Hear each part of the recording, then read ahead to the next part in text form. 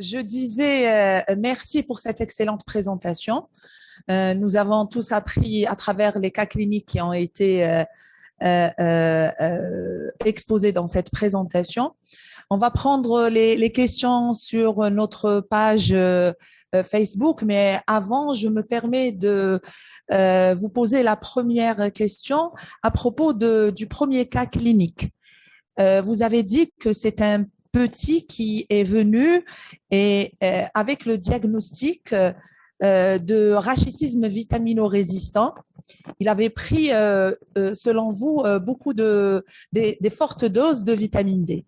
Est-ce que vous pouvez nous préciser les doses qu'il avait pris? Et la deuxième question pour vous, à partir de quel taux à partir de quel taux de vitamine D pour dire que c'est un vitamino-résistant? Oui, en fait, je crois, je ne me rappelle pas avec précision, mais je crois qu'il prenait l'équivalent de 6 à 7 gouttes de stérogine. Bon, alors je vous rappelle que les doses physiologiques que l'on conseille, c'est de l'ordre de 1200 unités, c'est à peu près 3 gouttes de stérogine. Bon, normalement, avec des doses même un peu plus faibles, on n'a pas de signe de rachitisme, si vous voulez. Donc, je pense que dès que l'on a des signes de rachitisme, malgré des doses physiologiques de vitamine D, ben, on doit évoquer un rachitisme vitamino-résistant. Alors, il y a un autre point sur lequel je voudrais insister énormément, c'est que les doses de vitamine D, il faut en donner naturellement chez l'enfant très jeune qui est en pleine croissance. Et il est bien évident, comme il est en pleine croissance, il augmente d'une manière très importante ses masses osseuses, donc on a besoin de vitamine D. Mais il y a une autre circonstance où on augmente très rapidement sa masse osseuse, c'est l'adolescence. Et moi, j'ai vu dans ma carrière des rachitismes chez des adolescentes qui ne prenaient pas de vitamine D. Alors en plus, il faut savoir que dans certaines cultures, eh ben, les adolescentes, elles ne se promènent pas en maillot de bain sur la plage en monokini, elles sont couvertes en permanence, donc elles ont une croissance rapide et elles ne peuvent pas avoir de synthèse endogène de vitamine D parce que leur peau n'est pas exposée au soleil, et il est très très important de leur donner une supplémentation en vitamine D pendant la période de l'adolescence, au même titre qu'il est très important naturellement de donner une supplémentation en vitamine D chez la femme enceinte qui ensuite va allaiter. Et si on ne lui donne pas de supplémentation à ce moment-là, eh ben, ça va aboutir dès la période de la ménopause à un rachis très, très déminéralisé, avec des tassements vertébraux et avec des femmes un peu âgées qui se tassent et qui ont des problèmes rachidiens. Merci. Non, je ne vous entends pas de nouveau là.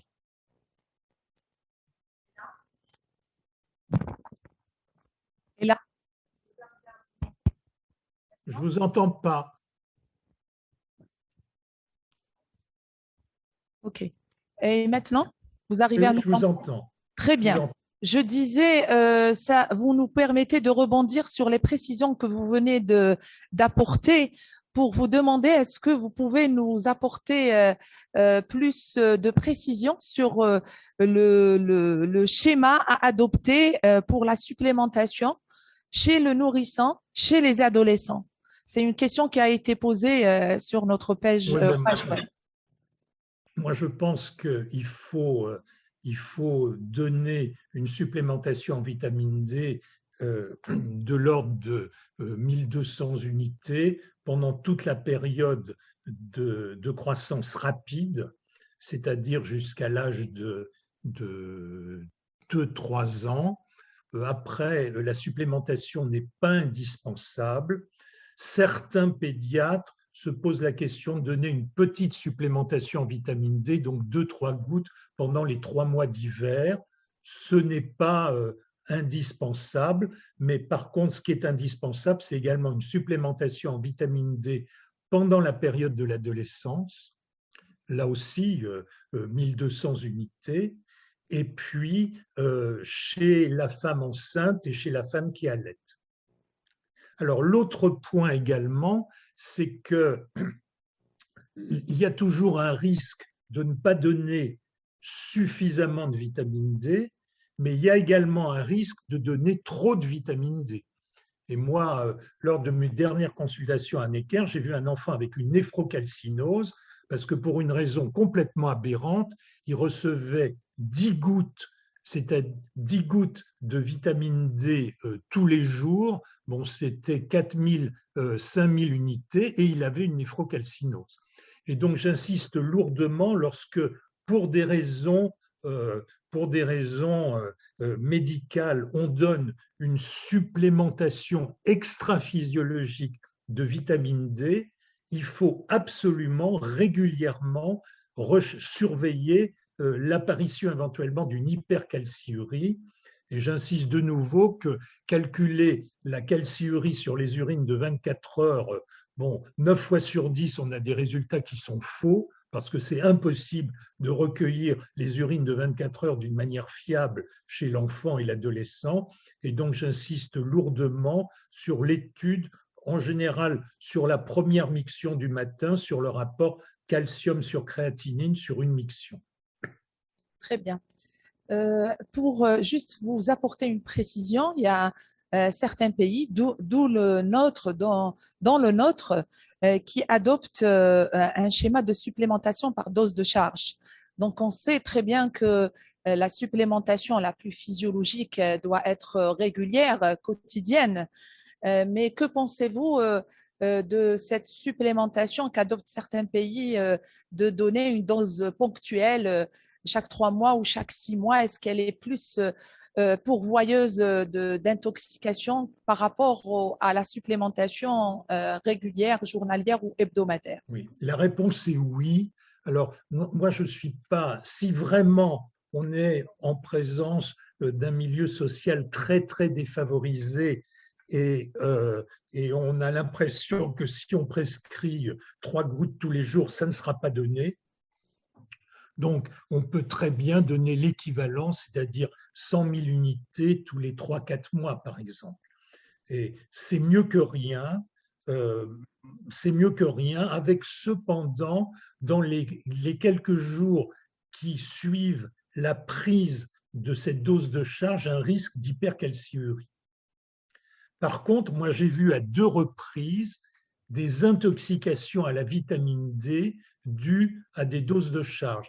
Et en fait, c'était des gens du voyage qui passaient d'une PMI à l'autre, et le pédiatre dans la PMI dit il n'y a pas de carnet de santé, c'est un milieu très défavorisé qui ne comprend pas très bien ce qu'on lui dit, donc on va donner une dose de charge. Mais c'est sûr que si on donne une dose de charge tous les 6 semaines, et ben l'enfant il finit par avoir une intoxication à la vitamine D. Donc bien avoir conscience que contrairement à d'autres vitamines où si on en donne trop, ben c'est inutile mais c'est pas grave, là donner trop de vitamine D c'est grave, ça peut être grave. Quand on reprend la littérature scientifique, les cas d'intoxication iatrogène sont très rares, rapportés. D'ailleurs, ils sont tellement rares qu'ils sont publiés. Il n'y a pas d'études de série.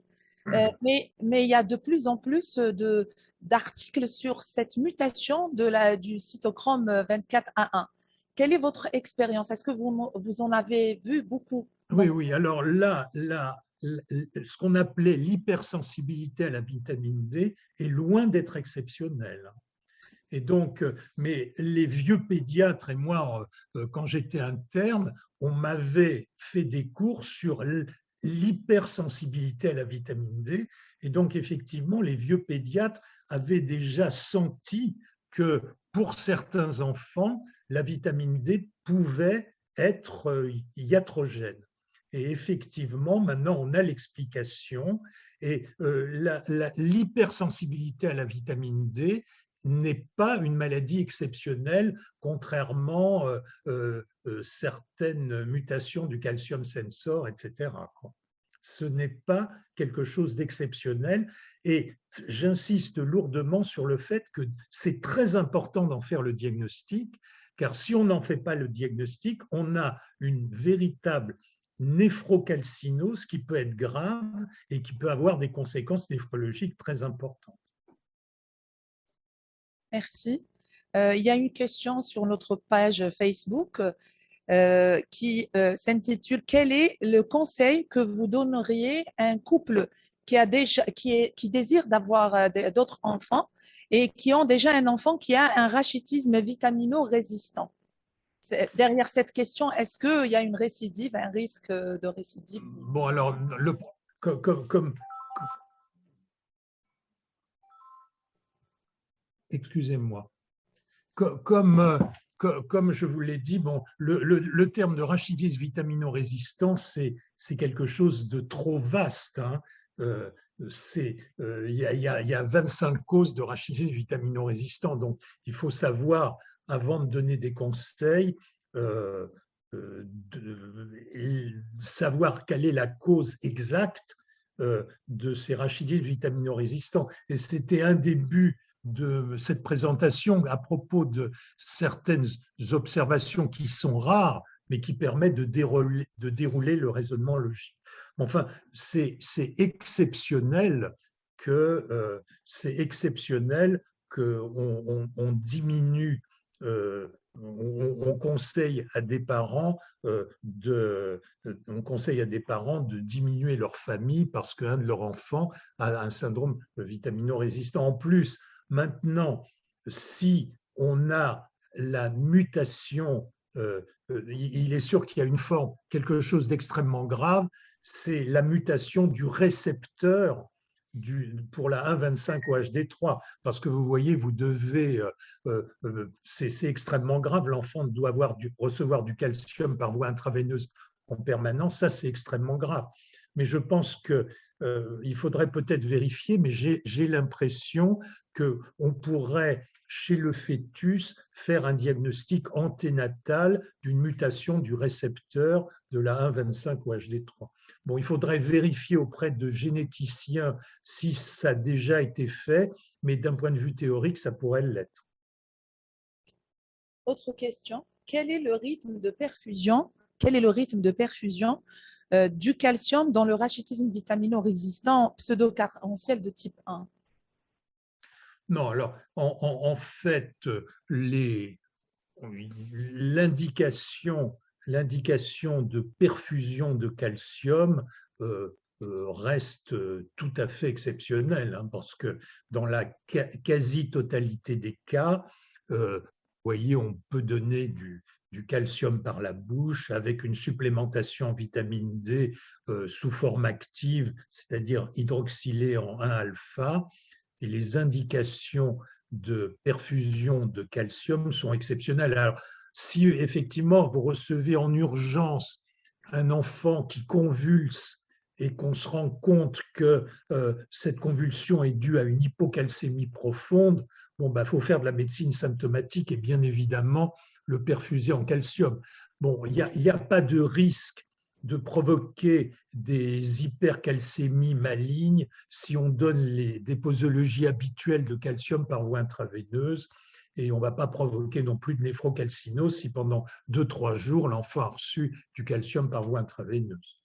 Donc, la seule indication, c'est l'urgence en cas d'hypocalcémie extrêmement sévère. Très bien. Autre question, est-ce que vous avez parlé à plusieurs reprises dans les cas cliniques de causes génétiques par mutation de récepteurs ou autres? On vous demande, est-ce qu'il y a une étiologie auto-immune qui est soulevée actuellement dans certaines perturbations du métabolisme phosphocalcique? Oui, c'est une bonne question.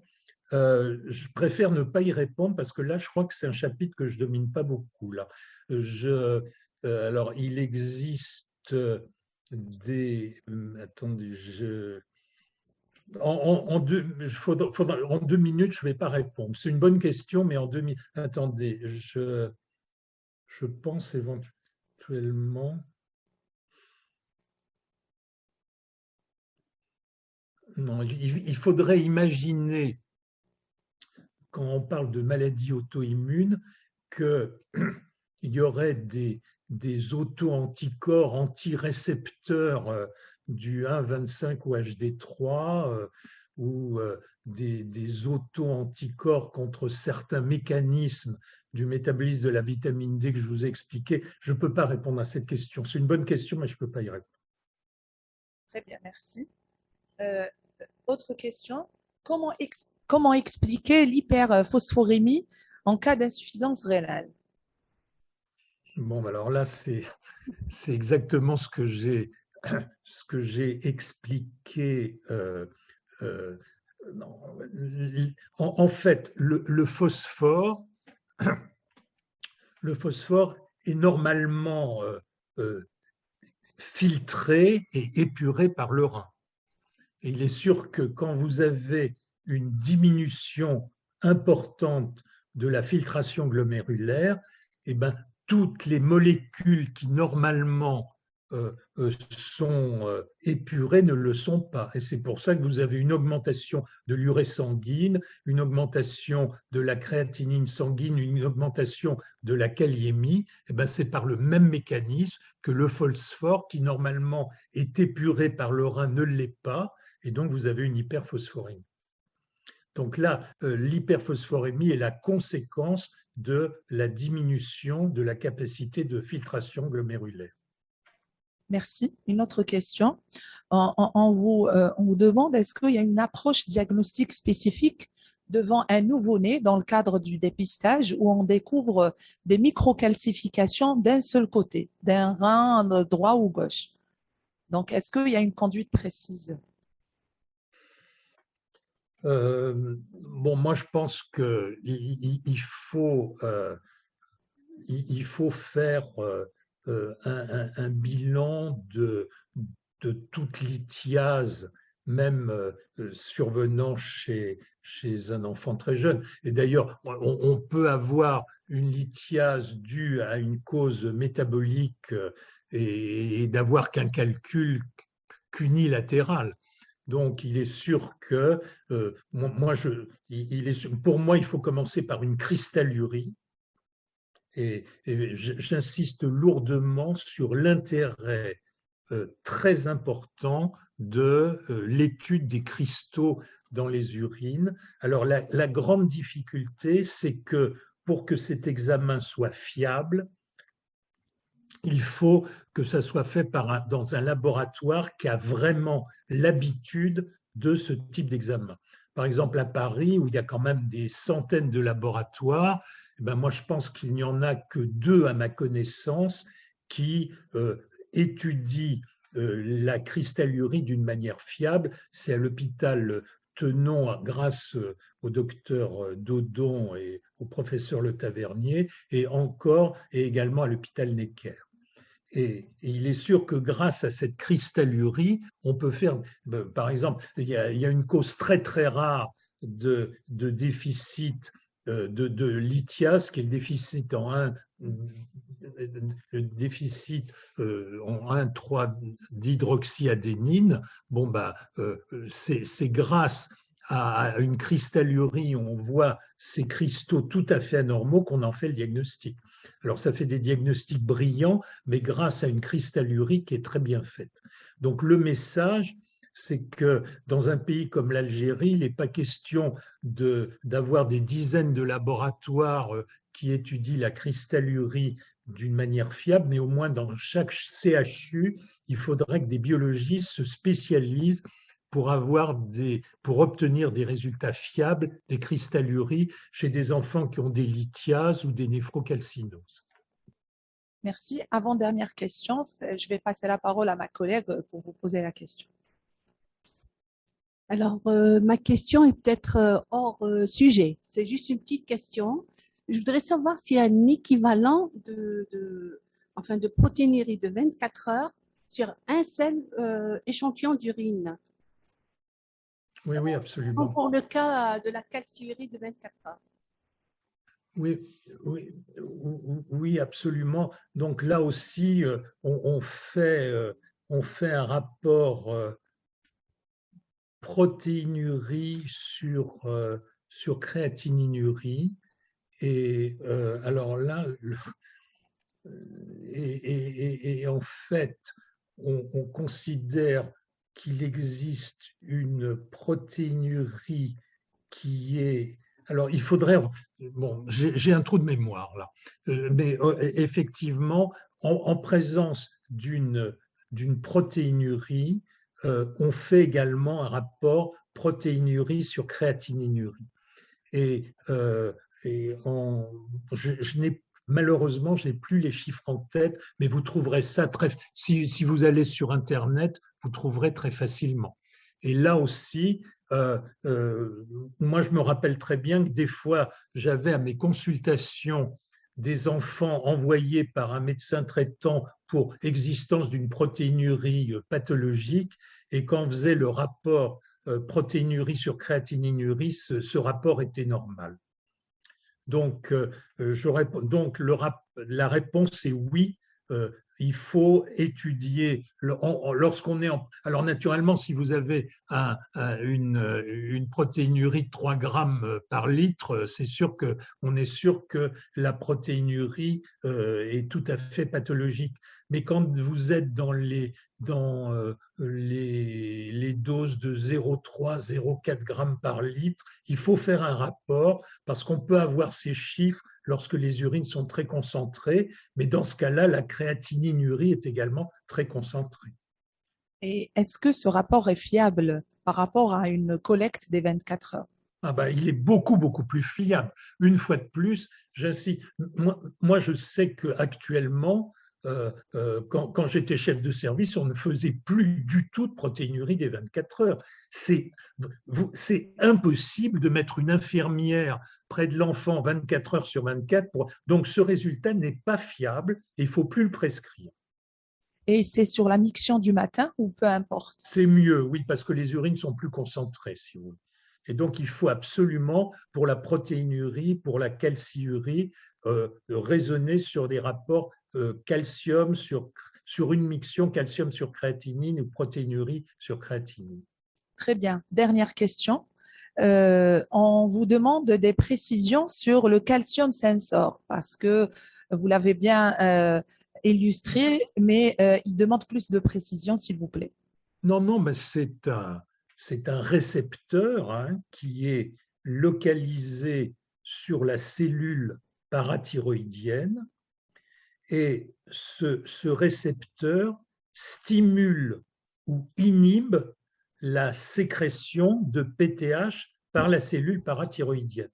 Donc vous voyez, lorsqu'il y a une hypercalcémie, eh ben, le calcium sensor est stimulé et va inhiber la synthèse de PTH. Par contre, en cas d'hypocalcémie, le calcium sensor est stimulé, la PTH est augmentée, et vous voyez, grâce à la PTH augmentée, il va y avoir plus de libération de calcium par l'os, et cette libération augmentée de calcium par l'os va augmenter légèrement la calcémie, et la calcémie augmentée va de nouveau réprimer le calcium sensor. Vous voyez, donc c'est un phénomène de boucle qui, chez l'enfant normal, fonctionne extrêmement bien. Très bien. Merci beaucoup, Monsieur Bensman, d'avoir pris votre temps pour répondre à cette session de questions.